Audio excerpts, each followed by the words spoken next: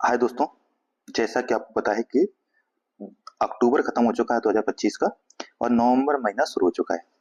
हमने सोचा है कि क्यों ना अक्टूबर 2025 तक एक वर्ष का जितना भी करंट अफेयर है, उन सभी को आपको सेट के माध्यम से डिफरेंट डिफरेंट टाइप से करंट अफेयर को कवर करवाते जाए।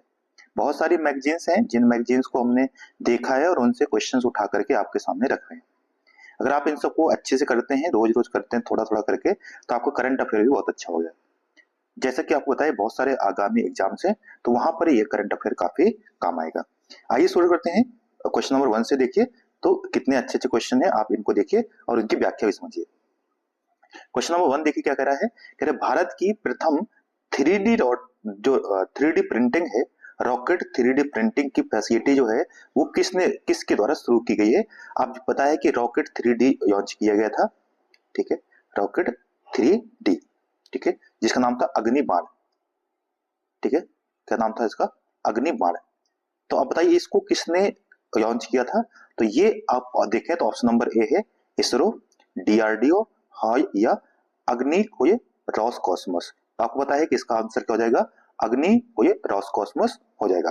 देखिए इसके बारे में, ये चेन्नई स्थित एक स्टार्टअप है जिसका नाम क्या है, अग्नि को ये रॉसकॉस्मोस। इंपॉर्टेंट है, नाम याद रखिएगा, बहुत ज्यादा न्यूज में था। यह विश्व का प्रथम ऐसा रॉकेट है अग्निबाण जो sub orbital technology demand demonstrator जो है, सब ऑर्बिटल टेक्नोलॉजी डेमोन्स्ट्रेटर, जिसको सॉर्टेड कहा गया है, नामक जो है वो इसका नाम है, और यह है लॉन्च किया गया है। इसका नाम क्या है, अग्निबाण। यह 3D प्रिंटेड है, यानी कि 3D तकनीक से इसको बनाया गया है। इसका उद्देश्य है कि कंपनी की जो आंतरिक रूप से विकसित प्रौद्योगिकी है उसका प्रदर्शन करना, उड़ान संबंधी डेटा एकत्रित करने के लिए परीक्षण किया गया है। तो याद रखिए क्या नाम है, इसका नाम है अग्नि बाण, ये रॉकेट का नाम है। और इस संस्था का नाम क्या है जिसने इसको किया है, उसका नाम है अग्नि को ये रॉसकॉस्मोस, सॉरी अग्नि को ये कॉस्मोस, रॉसकॉस्मोस ने सिर्फ कॉस्मोस, ठीक है। तो ये एक इसका इंपॉर्टेंट हो गया, याद रखिए दोनों अग्नि से अग्नि, ठीक है। आग में ही 3D, इंजन में क्या होता है, इंजन में अग्नि होती है, तो 3D प्रिंटेड अग्नि, ठीक है, अग्निबाण, याद रखेंगे। दूसरा है, किन तीन देशों ने अंतरराष्ट्रीय आपराधिक जो न्याय है जिसको आईसीसी कहते हैं, इंटरनेशनल क्रिमिनल कोर्ट कहा जाता है, आईसीसी, याद रखिए कि इंटरनेशनल कोर्ट ऑफ जस्टिस जो आईसीजी होता है, ये इससे मतलब इसमें सेपरेट होता है, परंतु ये जो है ये यूएन की संस्था है, ICJ, international court of justice. परंतु जो आईसीसी है ये स्वतंत्र संस्था है जो दुनिया भर में जहां अपराध होते हैं, जेनोसाइड होता है, उस तरीके से मानव अपराध से उन पर ये विचार करता है। इन दोनों का हेडक्वार्टर कहां पर है, हेग में है, इसका भी और इसका भी हेग में ही हेडक्वार्टर है, ठीक है। तो पूछा है कि कौन से देश हैं जो इससे बाहर होने का निर्णय है। तो ये है बुर्किना फासो, माली और नाइजर। ये तीन देश है जो इससे बाहर होने का हमने निर्णय किया। तो इंपॉर्टेंट है बुर्किना फासो, माली और नाइजर। आप जानते हैं ये काफी ज्यादा अनस्टेबल देश है, ठीक है। तो देखिए क्या कह रहा है, बुर्किना फासो, माली और नाइजर, इन तीनों पश्चिमी अफ्रीकी देशों ने 22 सितंबर 2025 को अंतरराष्ट्रीय आपराधिक न्याय जो आईसीसी है उससे हटने की घोषणा की है, जिससे उन्होंने नॉन औपनिवेशिक दमन का उपकरण माना है। क्या बताया है कि यह जो है वो नए तरीके से नौ औपनिवेशिक दमन का एक तरीका बन चुका है, आईसीसी। अंतरराष्ट्रीय अगर इसकी बात करें तो यह एक स्वतंत्र संस्था है, ठीक है, और न्यायाधिकरण है। इसकी स्थापना 2002 में हुई थी, कहां पे, रोम संधि के तहत। तो रोम संधि के तहत इसकी स्थापना हुई थी। इसका हेडक्वार्टर कहां पर, हेग, नीदरलैंड में स्थित है, ठीक है। यह एकमात्र न्याय है जिससे व्यक्तियों यानी राज्य नहीं, सिर्फ व्यक्तियों के विरुद्ध सबसे गंभीर मामलों जैसे नरसंहार, मानवता के विरुद्ध अपराध, युद्ध अपराध आदि के उसमें यह कार्यवाही करता है, ठीक है। आईसीसी का क्षेत्राधिकार उन सभी अपराधों पर लागू होता है जो सदस्य देशों की भूमि पर या सदस्य देशों के नागरिकों द्वारा या संयुक्त राष्ट्र सुरक्षा परिषद द्वारा आईसीसी को संदर्भित किए जाते हैं, ठीक है।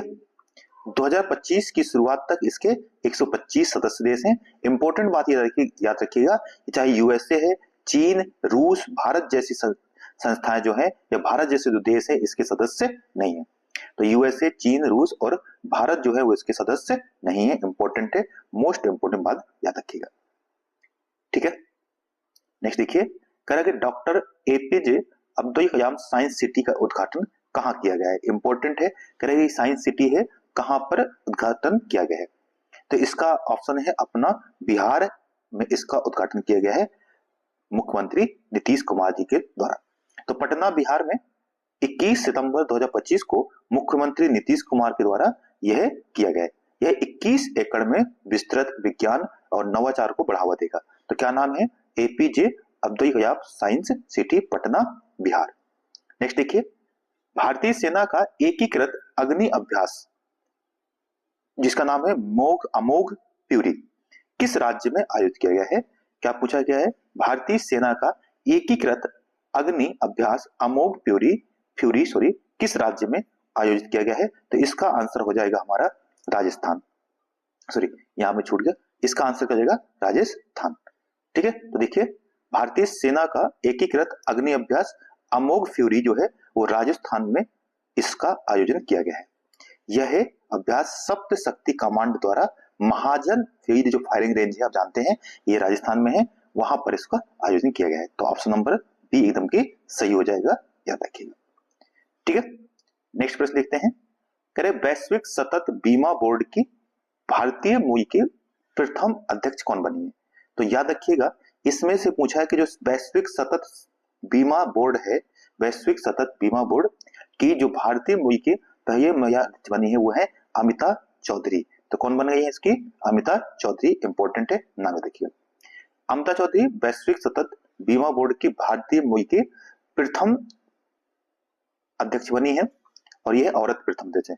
उन्होंने संयुक्त राष्ट्र पर्यावरण कार्यक्रम जो है UNEP FI principle for sustainable development insurance PSI के अध्यक्ष के रूप में भी कार्य किया है। नियुक्ति उनकी हुई है सितंबर 2025 में संयुक्त राष्ट्र पर्यावरण कार्यक्रम वित्त जो यूएनईपी एफआई है, ठीक है, और इसके अध्यक्ष के रूप में काम किया है, ये जो चुका है। तो इंपॉर्टेंट याद रखिएगा इनका नाम क्या है? अमिता चौधरी। ठीक है, अमिता चौधरी के पास सिंगापुर, लंदन और भारत में 20 वर्षों से अधिक नेतृत्व करने का अनुभव है। तो याद रखिएगा कि क्या वैश्विक सतत बीमा बोर्ड की अध्यक्ष कौन बनी है? अमिता चौधरी। इंपॉर्टेंट है, मोस्ट इंपॉर्टेंट, याद रखिएगा। नेक्स्ट देखिए, आईसीसी विमेंस क्रिकेट विश्व कप जो 2025 का आयोजन का जो गीत था जिसका नाम था ब्रिंग इट होम। इंपॉर्टेंट है क्योंकि आप जानते हैं प्रथम बार भारत ने इस विश्व कप को जीता है। तो आईसीसी विमेंस क्रिकेट विश्व कप 2025 का गाना क्या था? Bring it home. यह किसने गाया है? इंपॉर्टेंट है, किसने गाया है? इसको गाया है श्रेया घोषाल जी ने। इंपॉर्टेंट है, याद रखिएगा।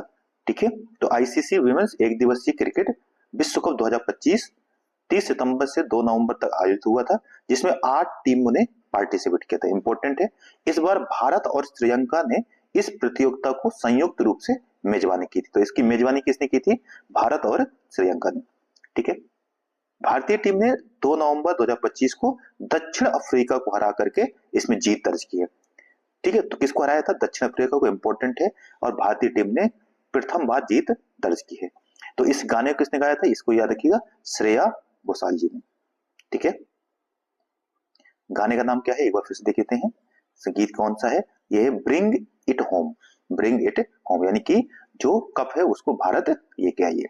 ठीक है, ब्रिंग इट होम। ठीक है, नेक्स्ट देखिए, 10वां आयुर्वेद दिवस कब मनाया गया? तो नेक्स्ट पूछा क्या क्या करा है? 10वां आयुर्वेद दिवस कब मनाया गया? देखिए अभी, ठीक है, तो 10वां आयुर्वेद दिवस 23 सितंबर को मनाया गया है। इंपॉर्टेंट है, याद रखिएगा कब मनाया गया है? 23 सितंबर को।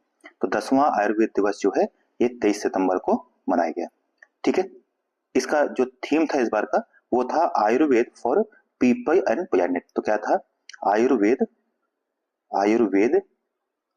ठीक है, फॉर पीपल एंड प्लैनेट। तो ये इंपॉर्टेंट है, याद रखिएगा। ठीक है, प्लैनेट। ठीक है, तो ये है इंपॉर्टेंट है, 23 सितंबर को मनाया गया है। नहीं देखिए, करें कि ऑस्कर 2026 में भारत की जो आधिकारिक प्रविष्टि के रूप में किस फिल्म को, किस मूवी को चुना गया है? RRR, Kashmir files, home bound या लंच बॉक्स? तो देखिए अगर इसकी बात की जाए तो अभी जो ऑस्कर हुआ था 2025 में 26 में शुरू होगा। इसमें जो भारत की होम बाउंड है, इस मूवी को आधिकारिक रूप से प्रविष्टि के रूप में चुना गया है। तो क्या किया है फिल्म में जो है होम बाउंड, इसके जो निर्देशक हैं वो है नीरज खेवान, इसके जो कलाकार हैं वो है ईशान खट्टर, विशाल जेठवा और जानवी कपूर। यह जो फिल्म है दो दोस्तों की कहानी है जो पुलिस अधिकारी बनने का सपना देखते हैं लेकिन सामाजिक वास्तविकताओं का सामना करते हैं। इस फिल्म को कांस फिल्म फेस्टिवल 2025 में 9 मिनट का स्टैंडिंग ओवेन मिला जाता था, ये भी इंपॉर्टेंट याद रखिएगा। तथा इसने टोरंटो इंटरनेशनल फिल्म फेस्टिवल भी में भी पहचान बनाई थी। तो कौन सी मूवी हो जाएगी? होम बाउंड इंपॉर्टेंट है। इसके निर्देशक कौन है? डायरेक्टर है नीरज घेवान जी। ठीक है दोस्तों, नेक्स्ट देखिए। वर्ष 2025 में प्रोजेक्ट विजयक का 15वां स्थापना दिवस किसने मनाया? तो इसका जो 15वां स्थापना दिवस मनाया गया है प्रोजेक्ट विजयक, इसको मनाया है सीमा सड़क संगठन जो BRO है इसके द्वारा मनाया गया है। तो देखिए क्या क्या है। वर्ष 2025 में प्रोजेक्ट विजयक का 15वां स्थापना दिवस सीमा सड़क संगठन जो BRO है उसके द्वारा मनाया गया है। यह आयोजन जो है कारगिल में 21 सितंबर 2025 को हुआ था, जिसमें संगठन 1200 करोड़ रुपए से अधिक की बुनियादी ढांचाओं का प्रयोग, जो बुनियादी ढांचा हैं उनकी घोषणा की गई थी। तो 1200 करोड़ की नई बुनियादी ढांचाओं की घोषणा की गई। तो अब क्या है? प्रोजेक्ट विजयक का 15वां स्थापना दिवस मनाया गया किसके द्वारा? सीमा सड़क संगठन BRO के द्वारा। ठीक है, बात करें कि BRO की स्थापना कब हुई थी, तो BRO की जो स्थापना है इसकी स्थापना हुई थी 1960 में। ये भी बहुत बार पूछा गया है, याद देखिएगा। सीमा सड़क संगठन की स्थापना 7 मई 1960 को हुई थी। तो 7 मई 1960 को। ठीक है, नेक्स्ट देखिए। 22 सितंबर को केंद्रीय प्रदूषण नियंत्रण बोर्ड जो CPCB है का कौन सा स्थापना दिवस मनाया गया है? ठीक है, तो किसका? CPCB यानी केंद्रीय प्रदूषण नियंत्रण बोर्ड का कौन सा स्थापना दिवस मनाया गया है? तो 22 सितंबर 2025 को केंद्रीय प्रदूषण नियंत्रण बोर्ड ने अपना 51वां स्थापना दिवस मनाया। कौन सा स्थापना दिवस मनाया गया है? 51वां स्थापना दिवस।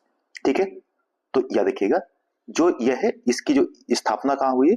नई दिल्ली में आयोजित किया गया था, जिसमें केंद्रीय पर्यावरण मंत्री जो है इन्होंने इसकी अध्यक्षता की थी। बात करें CPCB की स्थापना कब हुई थी, तो 1974 में जल प्रदूषण निवारण अधिनियम 1974 के तहत की गई थी और इसको शक्तियां प्राप्त हुई थी वायु प्रदूषण अधिनियम के तहत। ठीक है, वायु प्रदूषण अधिनियम के तहत इसको शक्तियां प्राप्त होती हैं। ठीक है दोस्तों, नेक्स्ट देखिए।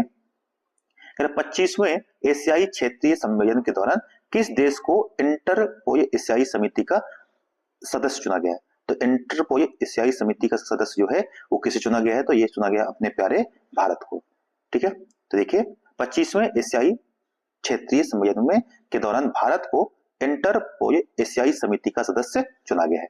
तो भारत याद रखिएगा यह कहाँ हुआ था? तो सिंगापुर में 19 सितंबर 2025 को 25वें क्षेत्रीय सम्मेलन का आयोजन हुआ था। तो कहाँ हुआ था? याद रखिएगा इसका आयोजन हुआ था सिंगापुर में।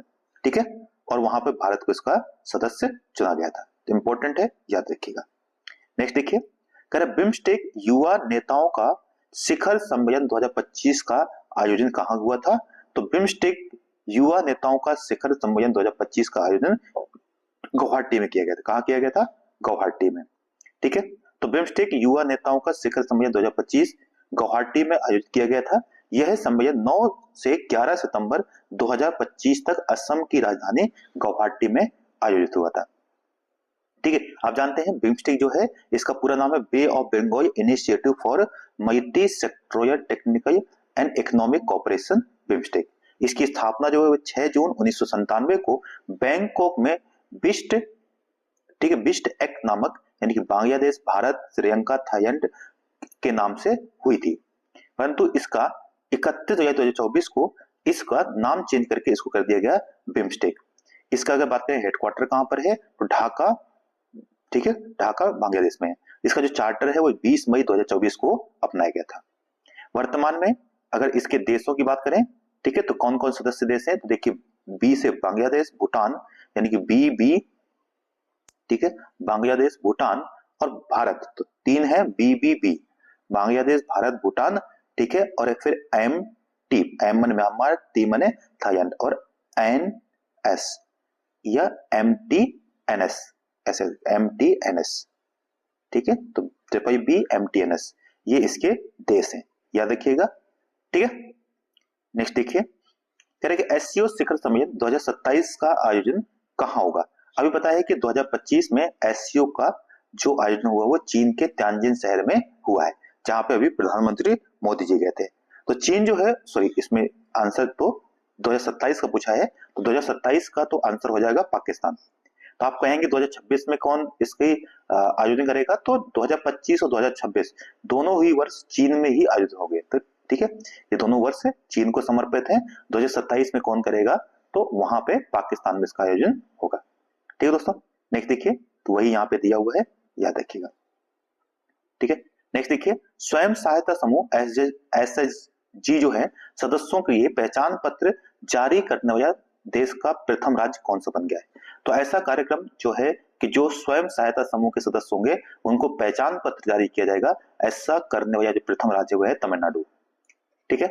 तो स्वयं सहायता समूह सदस्यों के लिए पहचान पत्र जारी करने वाला प्रथम राज्य है तमिलनाडु। राज्य ने महिला स्वयं सहायता समूहों की पहचान के लिए यह शुरुआत की है, ताकि उनको सरकारी सेवाओं, सरकारी योजनाओं और सरकारी सेवाओं तक आसान पहुंच हो सके, ठीक है। नेक्स्ट देखिए, वह वर्ष 2023 के लिए दादा साहब फाल्के पुरस्कार किसको दिया गया है। तो देखिए, ये जो 2023 का दादा साहब फाल्के पुरस्कार है वो किसे दिया गया है, तो ये दिया गया है मोहन यादव जी को, ठीक है। किसको दिया गया है, ठीक है, दिया गया है, ठीक है, इंपॉर्टेंट है, याद रखिएगा, ठीक है। अगर इसके पूर्व बात करें किसको दिया गया था, तो ये अभी कब का है, ये 2000, ठीक है, सॉरी 2025 हो, यहाँ पे 23 नहीं होगा, ये 2025 का, यहाँ पे 2025 का है। तो 2025 का ये दादा साहब फाल्के पुरस्कार किसे दिया गया है, तो ये दिया गया है मोहन यादव जी को, ठीक है, इंपॉर्टेंट है, याद रखिएगा। वहीं अगर बात करें 2024 में किसी को दिया गया था, तो आपको पता है कि 2024 में मिथुन चक्रवर्ती को दिया गया था। तो 2024 में मिथुन चक्रवर्ती को और 2025 में किसे दिया गया है, तो मोहन यादव जी को दिया, ठीक है। तो वही यहाँ पे दिया है, ठीक है, 25 के लिए। नेक्स्ट देखिए, करें T20 इंटरनेशनल क्रिकेट में 100 विकेट लेने का रिकॉर्ड किसके नाम है, तो ये है अर्शदीप सिंह के। T20 इंटरनेशनल क्रिकेट में 100 विकेट लेने का रिकॉर्ड किस भारतीय के नाम है, तो वह है अर्शदीप सिंह के नाम, ठीक है। तो T20 इंटरनेशनल क्रिकेट में 100 विकेट का रिकॉर्ड किसके नाम है, अर्शदीप सिंह के नाम। 19 सितंबर 2025 में ओमान के खिलाफ एशिया कप के मैच में यह मतलब जो टारगेट है वो अचीव किया है। नेक्स्ट देखिए, भारतीय सेना के प्रथम बख्तरबंद डिवीजन ने जय शक्ति अभ्यास का आयोजन कहां पर किया है, तो यह आयोजन जो है जय शक्ति अभ्यास का आयोजन कहां पर किया गया था, पंजाब में किया गया था, ठीक है। तो भारतीय सेना के प्रथम बख्तरबंद डिवीजन ने पंजाब के पटियाला में जय शक्ति अभ्यास का आयोजन किया था। यह जय बाधाओं को पार करने की क्षमता को मान्य करने के लिए किया गया था। तो आयोजन कहां हुआ था, पटियाला पंजाब में, ठीक है। तो ये इंपॉर्टेंट था, ठीक है दोस्तों। तो हमने पूरे ये क्वेश्चंस मैंने जो 30-35 क्वेश्चन थे वो आपको करवा दिए, ठीक है। तो उम्मीद है कि आपको ये पसंद आया होगा, छोटा सा वीडियो है, बहुत छोटे छोटे वीडियो के माध्यम से हम इसी तरीके से प्रैक्टिस करते रहेंगे, ताकि इस पूरे महीने में नवंबर में तक हम पूरा क्या करेंगे, जितना भी करंट अफेयर होगा उसको कवर कर देंगे। छोटे छोटे वीडियो है, आप 15 से 20 मिनट की वीडियो देख करके, ठीक है, ऐसे सीखते रह सकते हैं। तो अगर आपको हमारा कार्य पसंद आ रहा है तो सब्सक्राइब कीजिएगा, अपने दोस्तों के साथ साझा भी कर सकते हैं, ठीक है दोस्तों। जय हिंद, धन्यवाद, पढ़ते रहिए, बी मोटिवेटेड।